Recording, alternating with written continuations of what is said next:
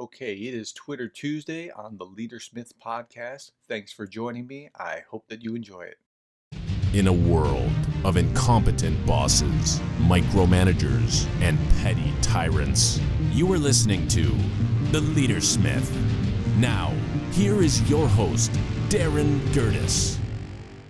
Okay, so it is Twitter Tuesday. Again, if you're not familiar with Twitter Tuesday, I go on Twitter, I look for hashtag leadership or leading or leader or similar kind of hashtags, and I go see what people have posted. And then I strain out some of the bad posts. I only come up with good gems, and then we just discuss those. And it's a great episode usually because there are some ahas lodged in there. And because I'm a professor along the way, I always try to cite my sources. So if you posted it, I'm going to try to give you credit. So here is Patty Hansen at Team One Accounting on Twitter. And she said this, leadership is not about doing more. It's about switching from doing to leading. Leadership is not about doing more. It's about switching from doing to leading. And I think that's right. Very often, the younger my student is in leadership, the more often that I see them fall into this kind of trap. They were promoted to a leadership position because they were doing excellent work. Unless they realize that leadership is always getting things done through other people, they tend to burn themselves out until they understand this. So good work, Patty. That's very, very true. And it's good stuff. Okay, the second one, this comes from Stan McCrystal. And I looked at it after I found the quote because I was reading the quotes first. It's a quote by Eleanor Roosevelt. And I saw Eleanor Roosevelt's face. I'm not a big fan of Eleanor Roosevelt, but I got to give credit where credit is due. Okay, I mean, just because she's not somebody that I'm a big fan of doesn't mean that she didn't say something really good. And she said this. The quote is, "A good leader inspires people to have confidence in the leader. A great leader inspires people to have confidence in themselves." And I think that's very, very true. Okay. It's not about me as a leader. It's not about me. Yes, I have to work on me in order to support you, but it's not about me. It's about you, the follower. And when you realize that everything shifts in the way that you operate, in the way that you think, in the way that you process what leadership is. By the way, this is from Stan McCrystal, and I clicked on it after I read the quote, and it's like the Stan McCrystal, General Stanley McCrystal. General McCrystal wrote a great book. If you haven't read it, it's called Team of Teams. I regularly talk about that book in my classes, and so I would highly recommend that you find that. I will put the link to the book Team of Teams below the show. Okay, let's move on to the next one. The next one is from Pragan Advisory at Advisory, Pragyan. And they said this, leadership means the ability to delegate, communicate, and influence with empathy and passion. The leaders of today are the flag bearers of the change that we shall watch tomorrow. Let's embrace leaders. Let's embrace change. Okay, there's two parts to that. I really like that quote. The two parts are the elements of it, so I want to talk about that first. And then the second line is really interesting as well. So the first line is this, leadership means the ability to delegate. Yes, that's part of it. If you're not delegating, something's wrong somewhere, or at least assigning responsibility or mentoring or coaching or doing something. But if you're doing it all by yourself, that's not leadership. Two, communicate. Absolutely. Huge chunk of what you do as a leader. And influence with empathy. Now, if you listen to what I talked about yesterday about trust, the hospital story that I told in yesterday's episode, yes, empathy, it's got to be there. It's a huge part of trust, affect-based trust, and passion. I don't know anybody who's successful in really uber successful who's not passionate about what they're doing. Okay, that's part one. Second part, the leaders of today are the flag bearers of the change that we shall watch tomorrow. Okay, that's right.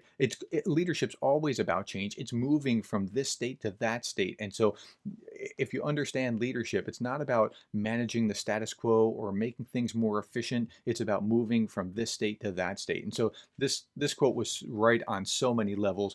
Very well done. Okay, next one. Vice Principal SFL at SFL2326 that's their Twitter hashtag. And they say, people say a lot, so I watch what they do. And I thought, it was unexpected. I was expecting, so I listened to what they say is what I was expecting them to say, but that's not it. So I watch what they do, because again, there's a truism, if there's a conflict between what you say and what you do, I believe what you do, not what you say. So very well done, Vice Principal SFL. Okay, the next one. It has a picture of a grumpy looking cat. It's by Great Managers at great_managers. And this grumpy looking cat is there. And the quote is this: being positive in a negative situation is not naive, it's leadership. Now, there's two ways that you can approach that. One, if you put your head in the sand and you're Pollyanna, that's not good. That doesn't help anything, right? But just being positive for the sake of being positive doesn't help anything. But remember, emotions are contagious. So if you are positive, even if the situation is negative, you're going to have an impact on the people that are listening to you and people that are following you. It reminds me of Colin Powell in his great book, It Worked for Me in Life and Leadership. He talked about, I got away with this many times. I was cold and wet and hungry and tired. And just by being positive, I inspired my people to go and do more, even though I was cold and wet and hungry and tired and I didn't want to go further. But we kept going. Okay. Now, what would have happened if he said, well, I'm cold and wet and hungry and tired, and this is terrible, guys, and I don't want to go on anymore. Like you would drain all the morale out of your people. So you, as the leader, you have to understand that your emotions are going to be more contagious, and be aware of that. Okay. Next one is by Leadership Memes at Leadership Memes. And they said this: share your journey, share your mistakes, share recognition. And it's attributed to Lorenzo. I don't know who Lorenzo is, but nonetheless, yeah, share your journey, give your backstory, tell people about how you got here, share your mistakes. People don't want to, many leaders don't want to do that. People that first come into a leadership position are very sensitive about this. Like, oh, I want them to think I have it all together. I want them to think I'm competent. Like, I don't make mistakes. No, we know you're going to make mistakes. That's fine. Um, but this is the process of being vulnerable. Again, I talked about this yesterday when we talked about trust.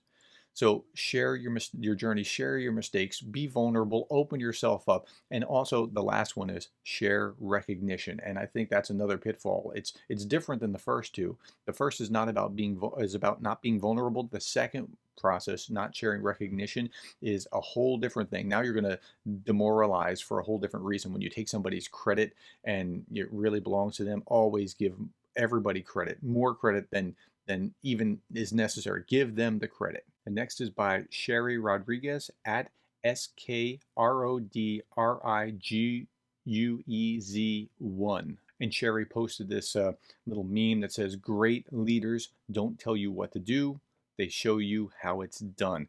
And I think, there's some great truth to that. Yes, they do tell you what to do. But more importantly, they show you how it's done. They don't not instruct, but they show you by example. And that example is, again, more powerful than what you say. So this is very similar to what we were talking about before. Next is from Melanie Benson. Melanie is at Mel Coach, MELCOACH. And she had another meme here that said, allowing others to help you is a sign of strength. Now, we just talked about that same kind of phenomenon when people come into a leadership role and they want to, show that they're competent and I don't need anything. No, you do need help. Allowing others to help you is a sign of strength. And if you're willing to do that, you're willing to show that you're vulnerable. And more importantly, if you don't do that, you cut yourself off from the information that you need, from the people that can help you, from all the resources that want to come to your aid, assuming that you're a decent leader. You cut yourself off when you don't allow that help. So please understand that allowing others to help you is a sign of strength. Okay, the next one. So this is by Rutvig at RUTVIK0224. That's their Twitter handle. And they posted this really interesting video. It was a 33-second clip. I'm going to post it below this so that you can go and look at it in the show notes if you're interested. So the difference between a boss and a leader. And it has these wolves. They're on an ice pack or an ice floe, or I don't know what you call it exactly. They're standing on ice, and the one dog is lapping up the water through the ice, just one little hole, and then another dog comes over trying to get a drink as well, and this snarls at him and chases him away, and everybody else is kind of standing in the background. Well, another dog goes over somewhere else and then starts with his paws pouncing at the ice in another place and breaks open a hole, and all the other dogs rush over and they go and get their drinks of water. That's the difference between the boss and the leader. The boss who is, no, I'm getting my privileges first, and you wait there and wait your turn, as opposed to a leader who just goes to do it. Now, the boss isn't necessarily the only leader. That other one was a leader as well by going and doing that, and it's such a brilliant video. You need to go see it yourself, and I'll post it below. Okay, next one. This is by Rajiv Sahu at RAJEEV_SAHU. It's a quote by Gandhi. It says, "First they ignore you, then they laugh at you, then they fight you, then you win." Mahatma Gandhi. And I think there's something right about this. Leadership isn't an easy thing, and anybody who thinks it is fooling themselves. And people will attack you in different ways, maybe passively aggressively by ignoring or laughing you, but then maybe aggressively by fighting you. But when you understand that that's going on, you'll understand, like, look, if you're trying to please everybody, you're not leading. Just don't think that you are. Okay, leadership is going to require you to sometimes make decisions, and hopefully you're making the best decisions that you can with the support of your people. But sometimes the decisions aren't going to please everyone, and you have to understand that.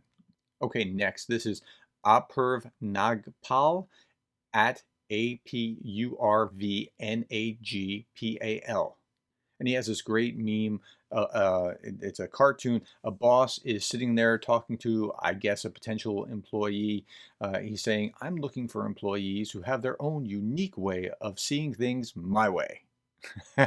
and it's pretty funny because I think I've met bosses like that. I've met people who they want diversity, as long as that diversity sees things exactly the way that I see them. And it's a very common pitfall to want to hire new employees made in your image, but that's not how you get diversity. So that's pretty funny. Next one, it comes from Jack Fan, PHAN, at Jack PHAN. And he says this, it's a quote from, and there's a meme with it, from A Bug's Life. And it's this: "The first rule of leadership, everything is your fault."